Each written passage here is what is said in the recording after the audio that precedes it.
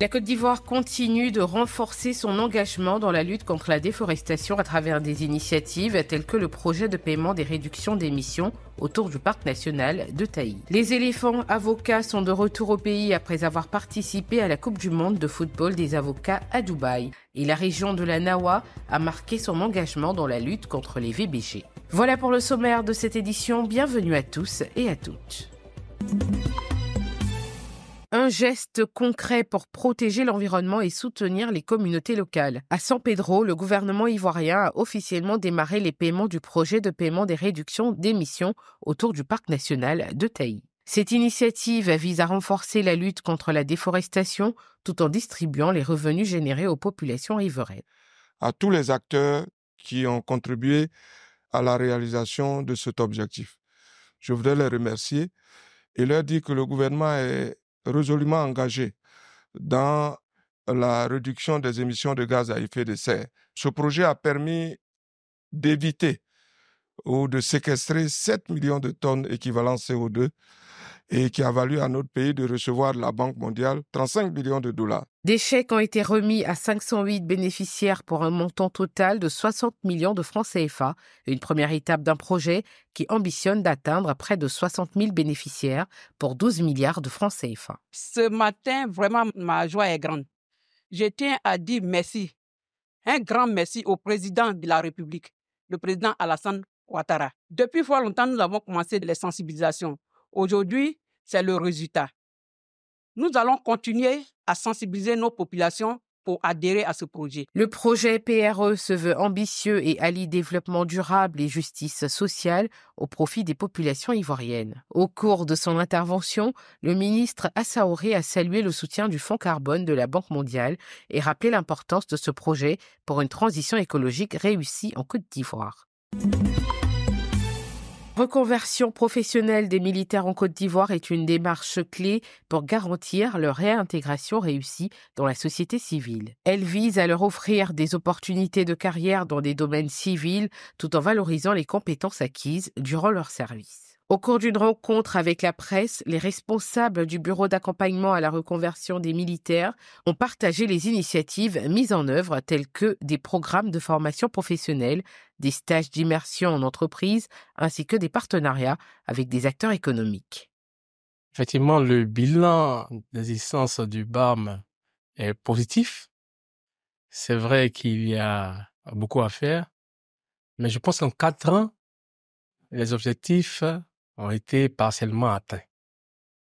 L'objectif principal, vraiment, était de donner la possibilité aux militaires en fin de carrière de retourner à la vie civile avec moins de pression. Conversion concerne les militaires qui, après un certain nombre d'années de service, ont acquis des compétences, ont acquis une expérience et qui peuvent valoriser ces expériences-là dans leur retour à la vie civile. C'est une question très importante parce que la reconversion permet d'organiser le flux entrant et sortant des personnels qui rentrent dans l'armée.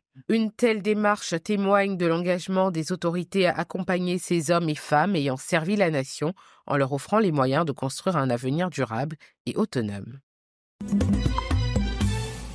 Ils ont atterri le lundi 16 décembre 2024 à l'aéroport international Félix Houphouët-Boigny de Port-Bouët. Les avocats ivoiriens sont de retour au bercail après avoir hissé haut les couleurs nationales à l'occasion de la Coupe du monde de football des avocats. L'événement s'est tenu du 7 au 15 décembre 2024 à Dubaï, réunissant plusieurs pays.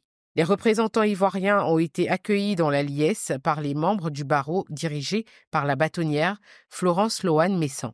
Merci pour appui au nom du barreau de Côte d'Ivoire, avec sa tête, Madame le bâtonnier Loi Florence, notre équipe qui vient d'arriver de Dubaï.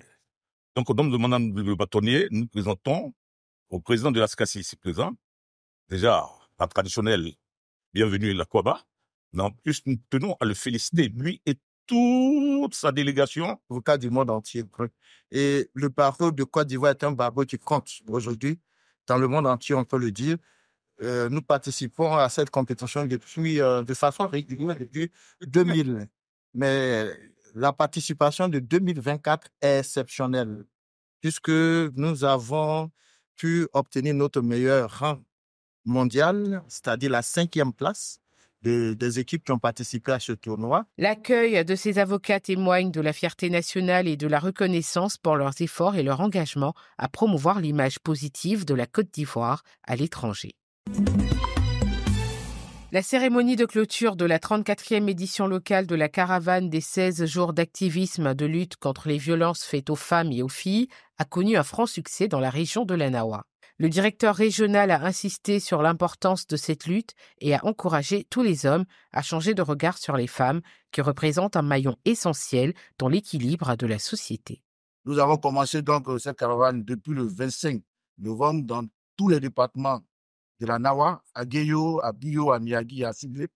Et nous avons décidé pour ce 10 décembre qui marque donc la clôture de cette caravane-là de faire une grande marche de protestation, une marche de sensibilisation auprès des populations pour un changement de comportement et amener surtout les victimes à dénoncer leurs auteurs. Une conférence a été tenue par la capitaine de police Soko Clarisse, point focal VBG, à la police de Soubré sur le thème « Les mécanismes de prise en charge des cas de violence basés sur le genre ».